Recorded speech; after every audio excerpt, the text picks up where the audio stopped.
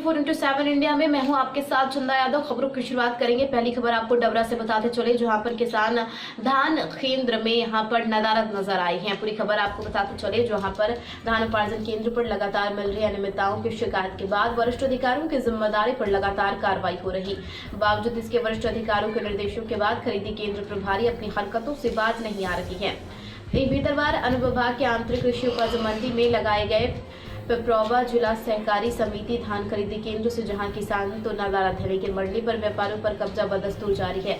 आलम यह है, मंडी में प्रतिदिन व्यापारियों की फसल एमएसपी रेट पर ली जा रही है। वहीं मध्य प्रदेश शासन से जहां एक तरफ धान मिलर्स ने एक बार गुणवत्ता विहीन धान उठाने से मना कर दिया, वहीं उनकी गुणवत्ता विहीन गल्ला व्यापारियों से कमीशन के लालच में समिति प्रबंधकों ने धान ज्वार बाजरा खरीद पर दिन रात अपनी काली कमाई को बढ़ावा देने से अंदाजा लगाया जाता है कि जब पिपरौवा सोसाइटी पर मौजूद प्रबंधक मनोज जाटव से मीडिया से सवाल पूछे, आपके वेतन कब से नहीं मिले? जो प्रबंधक का कहना था लगभग 4 वर्ष से उन्हें वेतन नहीं मिला, जो खरीदी केंद्र की खर्ची है। आखिर समिति प्रबंधक द्वारा दिए गए बयान से क्या मायने निकाले जाएं कि इस नौकरी में क्या है जो बिना वेतन के प्रबंधक इस नौकरी को कर रही, उल्टा कर्जा लेकर शासन से काम लगा रही है।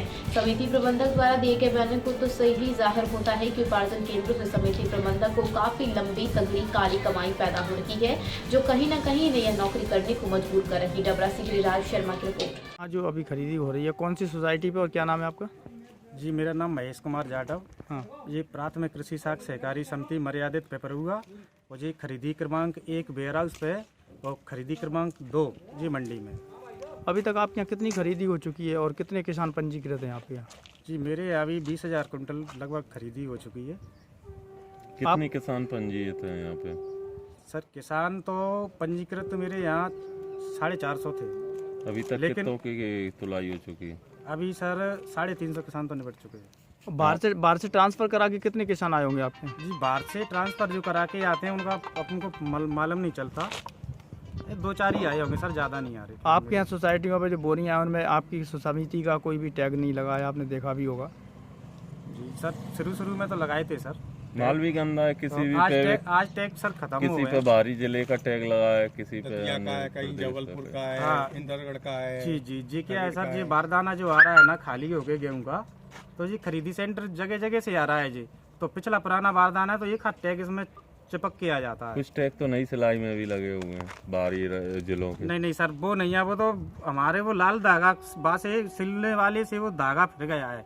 वो सर बाहरी टैग हम क्यों छपाएंगे तो अपनी संस्था के छपाएंगे ना। मंडी में कुछ किसानों को ढेर भी लगे हुए हैं धान के, आपने जैसे देखा है। जी सर, क्या उसमें क्या कहोगे? ढेर की समस्या ये है सर कि किसानों के बेचारे बारदाने के बाद में 10-10, 15-15 दिन हो गए ट्रॉलियों को। अब किसान की एयर भी चल रही है, उधर काम चल रहा है, तो 1-2 किसान खाली कर गए बस। आगे बारदाने की और तुलाई की क्या व्यवस्था है? आगे सर बारदाना आ चुका है अपने पास। 17,000 बोरी बारदाना आ चुका है और शायद है कि ये पर्याप्त हो जाएगा अपने लिए। कितने किसान बचे हैं अभी? अभी सर 100-125 के लगभग किसान होंगे मेरे पास। कितना माल और पंजीकृत बचा है अपने पास? अब सर अनुमानित तो होगा ना अपने पास? एक्चुअल तो नहीं बता पाऊंगा सर। 5,000 जी 10-12,000 मानो बस। कितना भुगतान हो गया है? भुगतान तो सर अभी 2.5 करोड़ के समथिंग हो गया है। कितने किसानों का? जी सर, हो गया है 150-200 किसानों का। कब तक का लंबित है भुगतान? कितने दिन का लंबित है? जी सर, आज कितनी तारीख है? 6। जी सर, 4 तारीख को किया था। खर्चा आ गया आप लोगों का? जो खर्चा आपको तुलाई का, इसका लड़ाई का खर्चा तो सर 1 रुपया अभी तक नहीं आया। लगभग इसी से तो सब लगभग परेशान कितना हैं। खर्चा हो गया होगा आपकी समिति पे अभी? हमारी समिति पे सर अभी हो गया होगा कम से कम 2.5-3 लाख रुपए।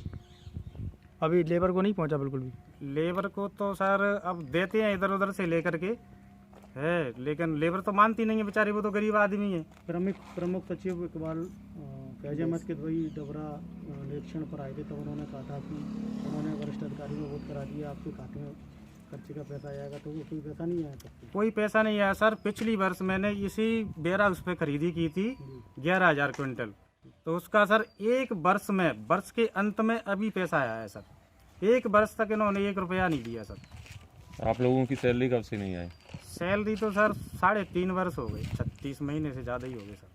उसके बाद भी आप काम कर रहे अब सर इस उम्र में हम क्या काम करेंगे? बेलदारी तो कर नहीं सकते, कहीं हमें नौकरी पे कोई लगा नहीं सकता, इसलिए मजबूरी बन गई है कि सर करना ही है। हो? क्या करें सर? खरीदी जा रही यदि ऐसा कुछ है तो हम जल्दी जांच करवाएंगे।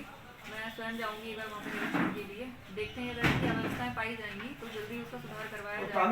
वैसे यहाँ तक अभी मैंने देखा है कि किसी किसान के द्वारा मुझे कोई शिकायत प्राप्त नहीं हुई है इसके संबंध में। मतलब किसान कहीं ना कहीं ऐसा लग रहा है कि संतुष्ट है जो भी व्यवस्थाएं हैं उनसे।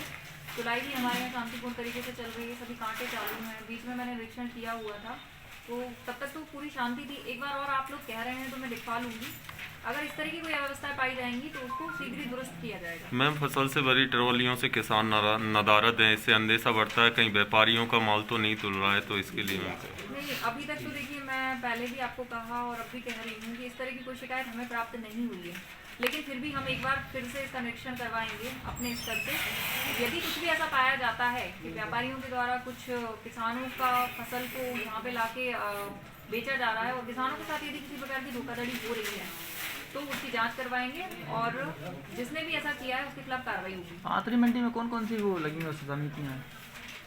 आतरी मंडी में हमारे यहाँ पे 2 कांटे लगे हुए हैं, एक तो घरसौनी का है यहाँ पे और एक पिपरो का है, पिपरुआ का। जो अनियमितता है मैम वो पिपरुआ सोसाइटी पर ही देखने को मिल रही है। मॉइस्चर मीटर नहीं है, कोविड के नियमों का पालन नहीं हो रहा है मैम। मैं शीघ्र उसका निरीक्षण करूंगी।